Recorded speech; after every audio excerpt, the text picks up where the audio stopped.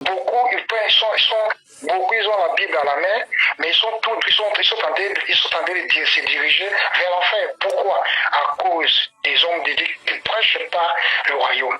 Ils ne prêchent pas Jésus-Christ, Christ est crucifié. Ils ne montrent pas que non, sans la sanctification, personne, on dit rechercher la sanctification, sans laquelle personne ne verra Dieu. Alléluia. Si je vis dans la masturbation, si je vis dans l'impudicité, je vis dans le vol, je vis dans la haine, les péchés, quand on dit dépouiller les hommes intérieurs, c'est dépouiller les vieils hommes, c'est ça, oui, ce que je voulais dire.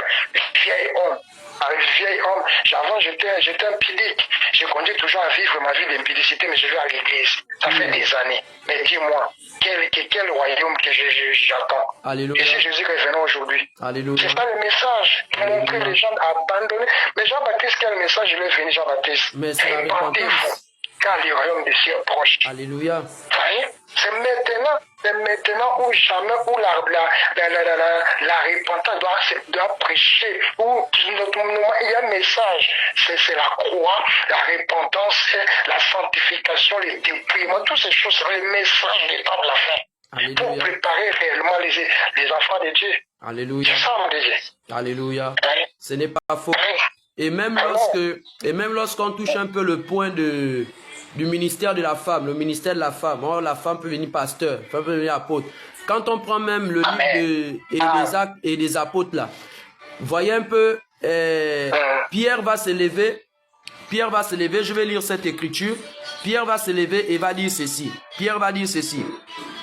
Mais simple, la télé, bien. Ok, Pierre va dire ceci, dans Actes des Apôtres chapitre 1, à partir du verset 15. La Bible a dit, en ce jour-là, Pierre s'éleva au milieu des frères. Le nombre de personnes réunies étant environ 120. Et il dit, hommes frères, il fallait que s'accomplisse ce que le Saint-Esprit dans l'Écriture annonçait d'avance par la bouche de David au sujet de Judas, qui a été le guide de ceux qui ont saisi Jésus. Il était compté parmi nous et il avait part au même ministère. Cet homme ayant acquis un champ avec le salaire du crime est tombé, s'est rompu par le milieu du corps, et toutes ses entrailles se sont répandues. La chose a été connue de tous, les habitants de Jérusalem, que ce champ a été appelé dans leur langue Akel-Dama, c'est-à-dire le champ du sang. Or, il est écrit dans le livre des psaumes que sa demeure devienne désert, et que personne ne l'habite, et qu'un autre prenne sa charge. Il faut donc, écoutez maintenant et la partie là, parce que là, écoutez bien, à partir du verset 21, dans les Apôtres chapitre 1 verset 21, il dit, il faut donc que parmi ceux qui nous ont accompagnés tout le temps que le Seigneur Jésus a vécu avec nous, depuis le baptême de Jean, donc Jean-Baptiste, celui qui est venu présenter Jésus-Christ, jusqu'au jour où il a été enlevé du milieu de nous, il y en a un qui nous soit associé comme témoin de sa résurrection. Ils en présentèrent deux Joseph appelé Barsabas, surnommé Justice et Matthias.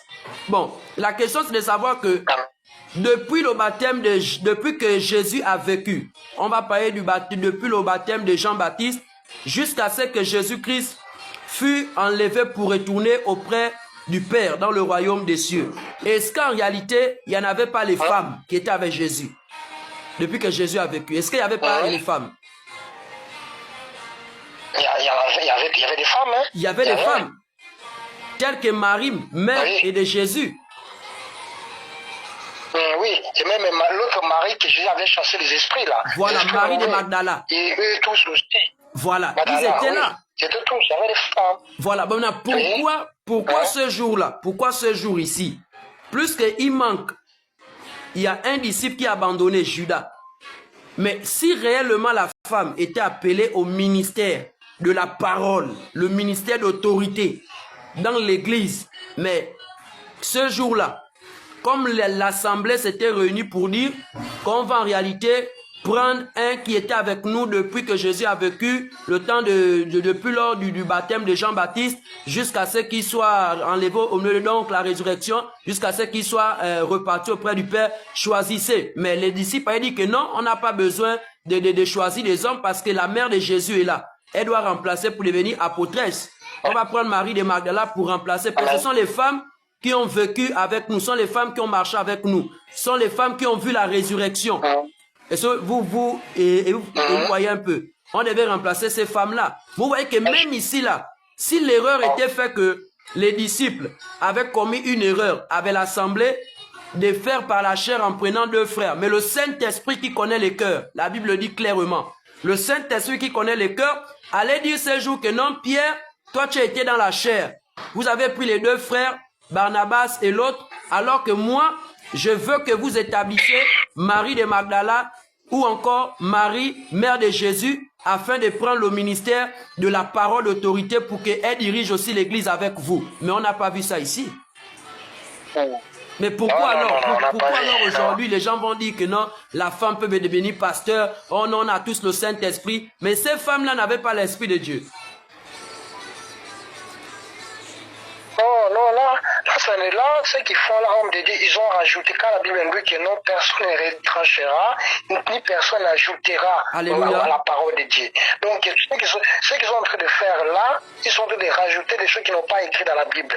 Dans la Bible, on n'a vu aucune femme que Jésus-Christ a, comme vous venez de parler tout à l'heure là, il n'y avait pas des apôtres femmes, il y avait des hommes.